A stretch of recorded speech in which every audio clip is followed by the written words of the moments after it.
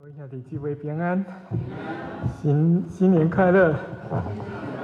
真欢喜，搁跟恁斗阵来敬拜上帝。请原谅我是要用国语讲道。今天我要跟你们一起来思想诗篇23篇。你最近一次很认真的读这篇诗篇是在什么时候？几个月前吧。有没有在很特别的处境读这首诗呢？还是在灵修中读过？我读这首诗，我们会在人生的不同阶段读这首诗篇。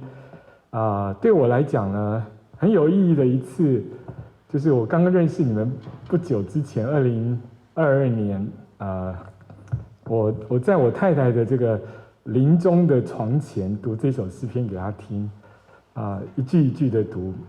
从那时候开始到现在呢，这首诗篇就对我常常在想到这篇诗篇的意义。我们很多人都很喜欢这篇诗，对不对？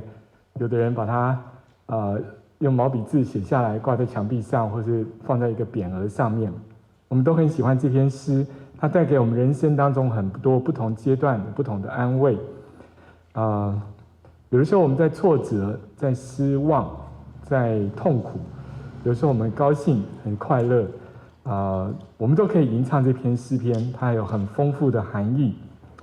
那我们一起来看到这篇诗篇，我读那个台语呢，读起来很有味道，但是我还是要用这个中文跟英文来辅助一起来读啊。诗篇23篇，我们先跳到第6节呢。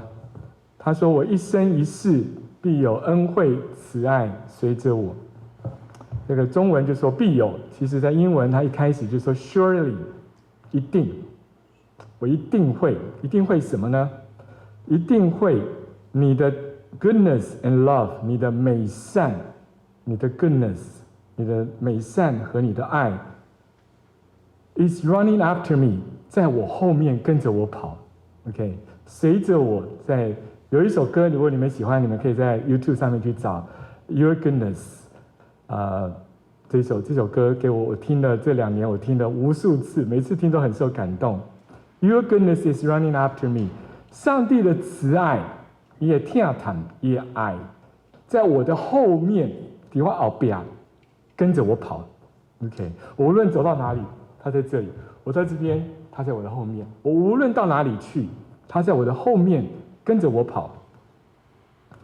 大卫为什么他可以讲这样的话呢？你想，哇，他是国王啊，他一生过得很顺利啊，对不对？他要什么就有什么，他住在王宫里面，他权力很大呀，所以他难怪他会说，上帝的兄弟就听谈我，对吧？因为我是王嘛，我权力很大，我要什么就有什么。但其实不是这样，大卫说的是我。一生一世 ，all the days of my life， 我的任何365天当中一天，我活了60年、70年当中的任何一刻，上帝的慈爱一直在跟着我。大卫有很幸运吗？他年轻的时候是被谁追杀呢？扫罗是谁啊？野牛郎。他到晚年的时候，他被谁追杀？押沙龙也囝，他一生从年轻的时候，他在更年轻的时候跟歌利亚打仗，那是他自己要去打的 ，OK。但是呢，扫罗追杀他，他的岳父牛郎老丈人在追杀他。到老年的时候，他亲生的儿子要他下台，要他要篡位。要抢他的王位，然后把他赶出王宫，追杀他。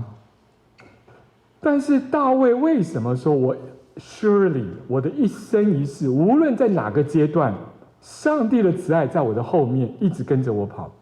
这是大卫在发预言，还是大卫他的一生的心得感想呢？比较像哪一个呢？好像是他一生的结论，对不对？他不是在年轻的时候说：“哦，我一生一世。”他可能到中年、老年的时候，他一直经验到，无论我在哪个阶段，我很倒霉，我很悲惨，我很快乐，我打胜仗，我打败仗，上帝的慈爱一直在追随着我。大卫为什么他可以说这样的话呢？你能不能说这样的话呢？我一生一世，兄弟也听他们一直在我的后面跟随着我。他说：“因为上帝是我的什么牧人？上帝是我的牧人，我必不致缺乏。上帝是做大卫的牧人，大卫是一只羊在地上跑来跑去，上帝站得比他更高，比他看得更远，比他看得更清楚。上帝在他的生命当中没有一天离开过他，无论在任何时候，包括大卫犯罪的时候，大卫是不是犯过很可怕的罪？即使大卫犯罪的时候，他的生出来的孩子因为奸淫而生出来的孩子死掉了，他仍然知道上帝没有离开我，上帝没有因为打我屁股离开我了。上帝在任何时候，他在我的生命当中任何一个危机的时刻，他与我同在，他在我的后面伴随着我。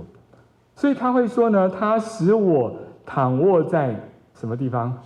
青草地上，领我在可安歇的水边。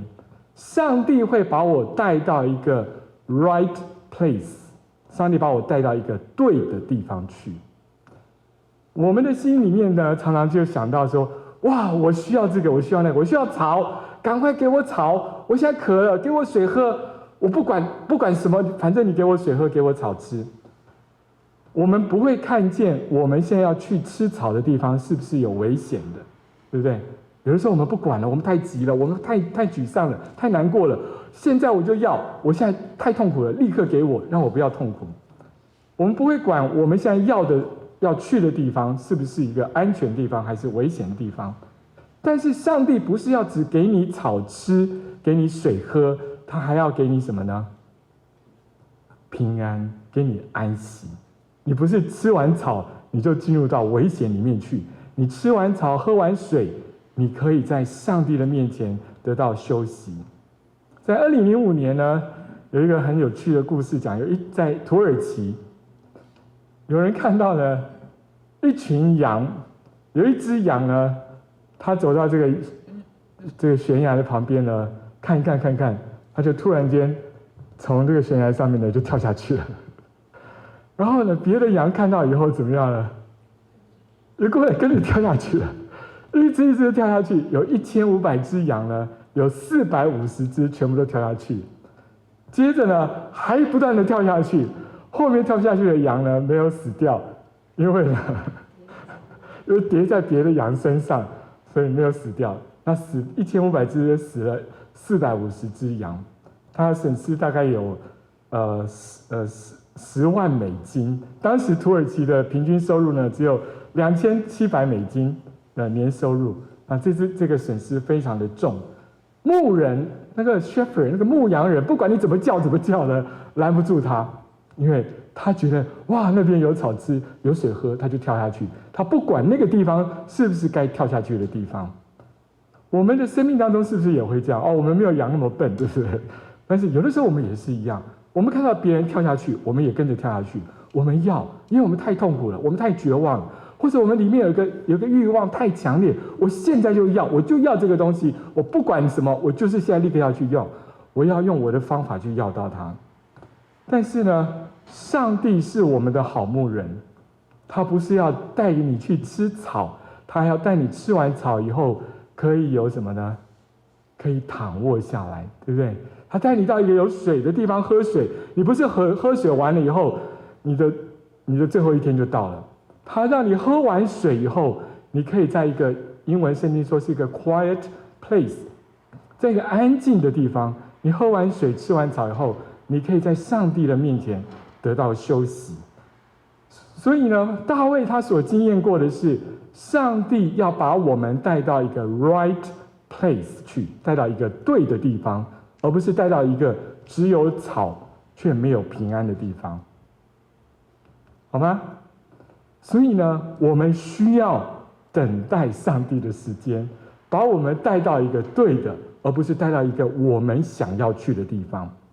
我们觉得我们比上帝更知道我需要什么，我知道哪里有我要的东西，我要立刻就要去。但是呢，上帝不是这样，上帝要我们不要着急。有的时候我们需要停下来，需要等待。还有呢，接下来他说呢，他使我的灵魂，这我们很熟，我们可以一起来背出来，好不好？他使我的灵魂苏醒，为自己的名引导我走义路。这个义路呢，我们在英文翻译是的中文的翻译是公义的道路，但是 NIV 这个很好的英文译本呢，它翻译成是对的道路。OK，righteous way、righteous path 跟 right path 有点不一样，对不对？但是其实是两个都可以合在一起。所以用英文的翻译来说呢，为自己的名，为上帝的名，他要引导我去到对的道路。他不但引导我到对的地方去，他要带我用对的方法走到对的地方去。有的时候我们到对的地方去，我们需要绕路；有的时候我们需要等待，对不对？你走这个，你平常走这条路呢，这个最快了。可是呢，今天看 GPS， 哇，这条路塞车，我们需要绕一个路，绕到别的地方去。有一个牧师呢，在台湾有一个牧师呢，我去年回台湾的时候听到他讲到很有趣。他是加拿大长大的台湾小孩，后来到台湾去当牧师。他说有一年呢，他参加一个短宣队到中南美洲有一个叫瓜地马拉的地方啊，去参加去那个地方做宣教。那这个牧师呢，当地的宣教士就带领他进入到那个城里面去啊，而且车子就开进去以后呢，他就觉得很奇怪，为什么牧师呢，明明就是从这边要走到那边去，为什么他又开出城了，然后绕了一圈呢又进来，又开出城呢又绕了一圈进来，他就觉得很奇怪，为什么这样在城里面绕来绕去，为什么不走直接的最快的道路呢？那个宣教士牧师就告诉他说呢，瓜地马拉这个城很危险，因为有不同的 gangsters， 不同的帮派控制着不同的区域。Okay， 所以呢，你不知道前面这一区是哪个帮派在控制的，你不要走进去。你走进去就有很大的危险。他说，不久之前呢，有2个美国来的女孩子开着车子，不知道就开进到城里面，他以为这条路是对的，这条路最直接，我从这边到那边当然是这样走啊，对不对？我怎么会走到那边去，绕出去呢？他们就走进去那个区域里面，他们就再也没有出来了。这2个女孩子就被杀了，他们的车子不久就被发现整个被烧掉。所以呢，我们以为我知道路怎么走，我知道上帝的祝福在哪里，我知道这条路到那边去要怎么走，我要用我自己的方法走过去。可是上帝有时候引导我们，不要用你自己的方法走过去。你需要走什么路呢？ Right paths， 要走对的道路。这对的道路有的时候是要绕路的，对不对？有的时候呢，他要你避开这个危险，避开这个障碍，你需要绕远一点的路，你需要等待合适的时间去走。所以上帝常常会告诉我们说，孩子，你要等待，我是牧人，我看得比你更清楚，你只能看到你前面的这一步路怎么走，我可以看到你未来的10步路、100步路怎么走。上帝要我们去等待，有的时候我们不想等待，我们说哇，上帝，快给你，好，当北湖啊，就从这边就过去，我知道怎么走，我带你走，你只要保佑我就好。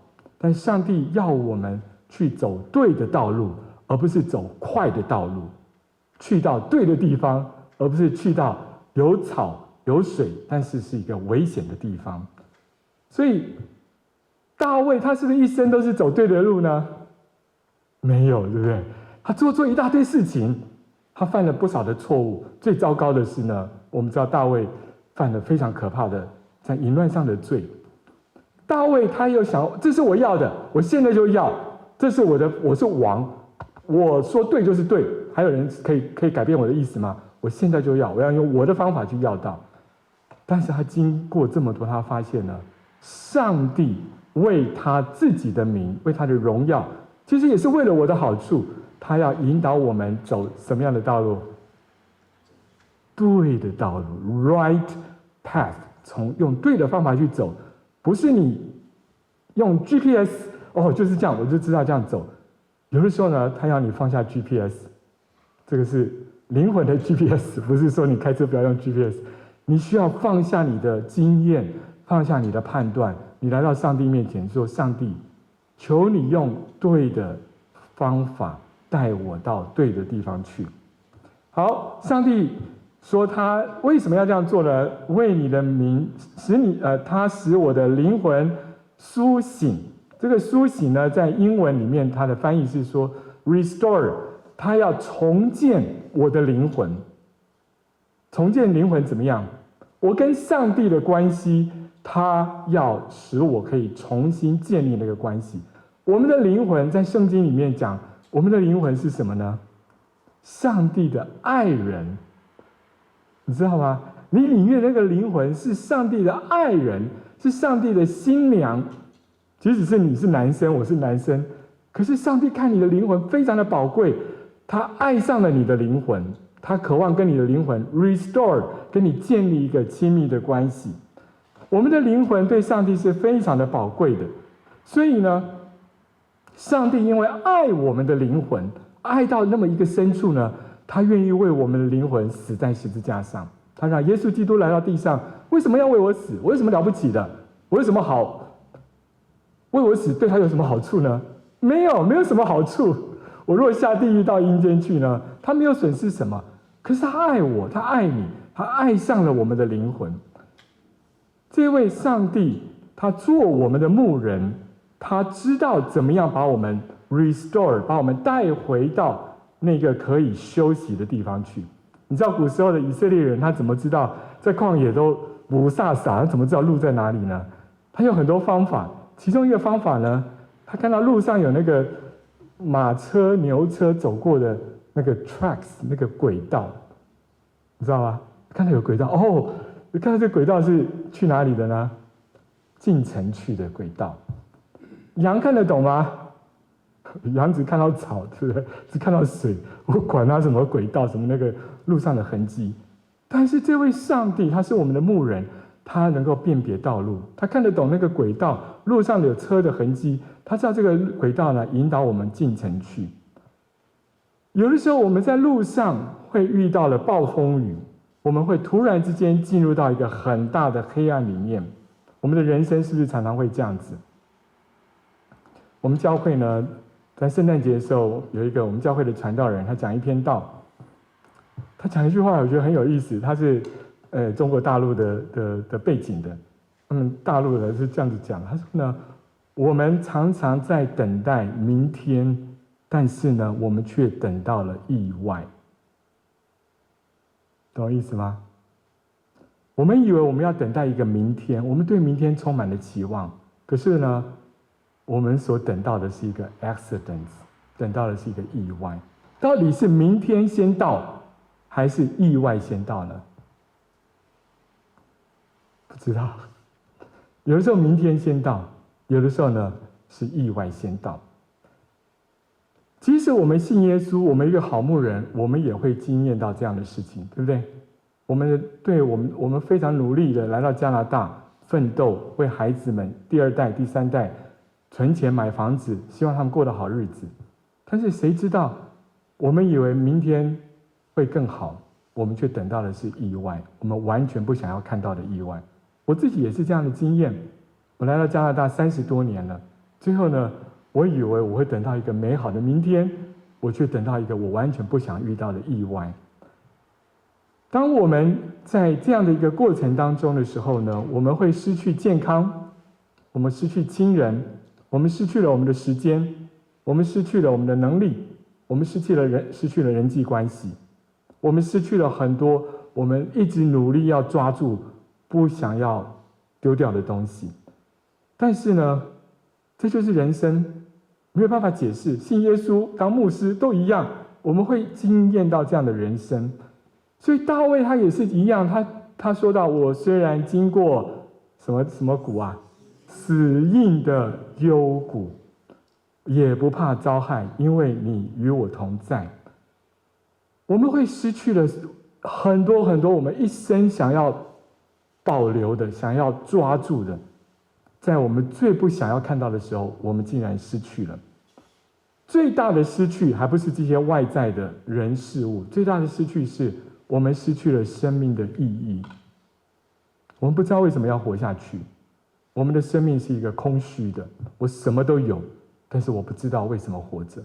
可能因为我失去了老伴，可能因为我失去了健康，可能因为我失去了什么什么，我看不见意义了。看不见意义是人生最大的黑暗，对不对？有时候在痛苦里面，在艰难里面，我还硬撑着可以走过去。但是当我看不见意义的，看不见盼望，我为什么要活着？有的人在一个婚姻里面非常的痛苦，有钱，银行有存款，有工作，可是在一个婚姻里面看不见意义，我不知道怎么样活在这个婚姻当中。我看见的只是黑暗、死亡、毁灭。大卫也是一样，他在被扫罗追杀的时候，他在一个山谷里面，太阳从这边照过来，可是这边有大山挡住，他所看到的是 darkness， 是黑暗，没有盼望，看不到未来。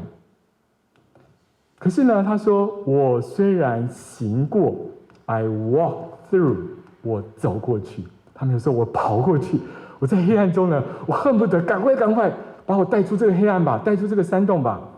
他说呢，我行过死荫的幽谷 ，I walk through。为什么他要 walk？ 为什么不要跑呢？为什么？看不到路。还有呢，走不去啊，没力啊，没法度啊。你拖着我走吧，我没有力气走了。常常在我们生命当中最黑暗的时候呢，我们是可以看见上帝的时候。因为所有的我们的世界是在一个完全黑暗，看不见东西。只有上帝是光，上帝是那个微弱的光。只有在最黑暗的时候，我们看见这个光，而只有这个光可以引导我们走出黑暗。所以呢，在死荫的幽谷里面，大卫的心情还是一样 ：I walk through。我不是在跑，我也不是在大喊救命，救命！不要出声音，不然扫罗就听见了，对不对？小后许他等等没，不要出声音，等待上帝的时间，等待上帝让扫罗离开吧。我可以从这个山洞里面走出来。无论在任何时间，无论在任何地方，上帝都与大卫同在，上帝也都与你同在。上帝在等待一个对的时间、对的方法、对的道路，把你带到一个对的地方去。我们所需要的是安静的忍耐跟等候。上帝有办法把黑暗转变成晴朗。当世界都黑暗的时候，我们心里面可以很平静的说：“上帝，我看到你了。”我有一个老师 J.I. Packer 巴克，他前几年过世，他是我们20世纪最重要的一个福音派的神学家。他写这个《认识神》这本书，我最记得呢，他在晚年90几岁的时候，他的眼睛越来越看不见了，昏暗了。有一天，医生告诉他说：“你的眼睛呢，很快就要瞎掉了。”他就写信给我们大家，他说呢：“当我外面的眼睛看不见的时候，我里面的眼睛可以看见上帝。只有当我们外面的眼睛失明的时候，我们里面的眼睛才开始可以看见上帝。当我们在外面的眼睛明亮的时候，我们看到的是机会，我们看到的是财富，我们看到的是我们要的草、要的水，我们不容易看见上帝。有的时候，上帝带领我们经过非常深的黑暗，什么都看不见。财富在哪里？财富不重要，健康我没办法掌握，婚姻、家庭我都没办法掌握。我在一个很深的黑暗，上帝让我们在最黑暗的时候，我们可以看见上帝。我们突然间明白过来，哇，这件事情是最重要的。我以为我看见财富，看见健康，看见机会是最重要的，现在我才了解，看见上帝是最重要的事情。这就是大卫一生的经历，所以他经历过这么多的事情。当敌人在他的后面追杀他的时候，都是他至近的亲属。非利士人杀他，一个蹊跷的话，对不对？你有读过大卫的故事吗？非利士人要追杀他的时候，他就变成疯子，流口水，然后装疯卖傻，就混过去了。非利士人没有问题，可是呢，当他的儿子要追杀他的时候，他是如何流着眼泪离开耶路撒冷，逃到约旦河那边去。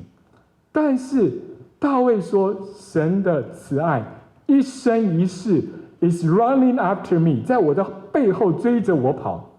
原来大卫发现一件事情，那个最靠近他的不是他的敌人，而是谁？而是谁？上帝。原来在他后面追着他跑的那一位，不是他的岳父大人拿着枪。你知道大卫还在他岳父大人的背后可以拿枪杀他，他放了他，对不对？原来追着我跑的不是我的困难，不是我的失去健康，不是我的失去财富，不是我失去机会，甚至我失去婚姻，甚至我失去了我的配偶。原来那些追着我跑的困难呢，其实离我还有一段路。最靠近我的是谁啊？我一生一世必有恩惠慈爱 running after me， 在我的背后追着我跑。原来最靠近我的是谁？是上帝，好不好？我们感受到的是敌人的催逼，敌人的呐喊的声音，逼着我们快要没办法活下去。其实在我跟敌人之间呢，还有谁呢？还有上帝。所以大卫这个体验非常非常，我觉得中文不太容易看出来啊。我不知道台语我看后我这个中文呢说随着我也可以，但是英文呢就很贴切 ，is running after me。我走一步，他在这旁边；我走一步，他在我的旁边。我走到哪里去，他跟着我到哪里去。我在犯罪的时候，我在做上帝最不喜悦的时候 ，he is running after me， 他还在我的旁边，在看着我。他非常难过的看着我，他想要伸手把我从罪恶当中救出来。所以大卫说呢，原来最靠近我的不是我的困难，不是死亡，不是敌人，而是上帝的恩惠跟慈爱随着我。所以在我们极端的失望、绝望、害怕的时候，不要害怕，你要记住上帝的话语在告诉你，他的 goodness and love， 他的美善和他的慈爱在你的旁边，在你的后面追随着你。上帝在我们的上面，在我们的旁边，在我们前面，在我们后面，他用慈爱环绕着我们。我们需要看见的不是困难，而是看见上帝，好不好？我们来看见上帝。谁能伤害我呢？敌人能伤害我吗？敌人想要伤害我，想要毁掉我，但是在我跟我的敌人之间呢，还有一位上帝，他可以保护我。我们一起来念这句好不好？必有恩惠慈爱随着我。来，我们一起说，必有恩惠慈爱随着我。太美了！无论你在哪里，无论在任何处境，上帝的恩惠慈爱跟着你跑。我们一起来祷告。